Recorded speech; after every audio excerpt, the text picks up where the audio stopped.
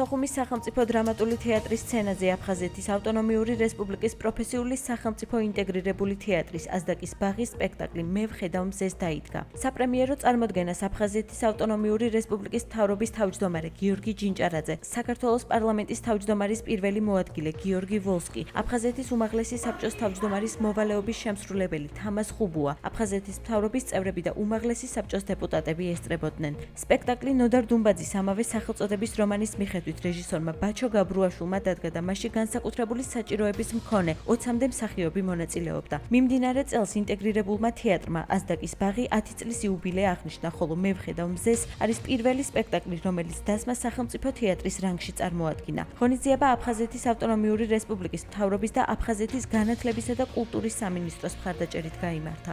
დღევანდელი პრემიერა იყო ნამდვილად შთამბეჭდავი, ემოციური, სიყვარულით ახსავსე და მე მიხარია, რომ აზდაკის ბაღი აფხაზეთის მთავრობის ქოლგის ქვეშ მოქმედი ორგანიზაციაა და სამომავლოდ აფხაზეთის მთავრობა აქტიურად დაუჭერს მას მხარს. თელმა დარბაზმა ისი ამონა, მიიღო ის განსაკუთრებული ემოციები, რაც უკავშირდება სიყვარულს, ურთიერთპატივისცემას და ეს ყველაფერი, რა თქმა უნდა, აფხაზეთთან არის დაკავშირებული. სიკეთით სავსეა ნოდარ დუმბაძის ყველა ნაწარმოები, მაგრამ ამათი შესრულებით ეს ნაწარმოები გაათმაგდა თავის სიკეთით, თავის შინაარსით, თავის იდეით. იმდენად კარგად წარმოადგენს სპექტაკლი, რომ უფროსებსაც კი შეშურდებოდათ.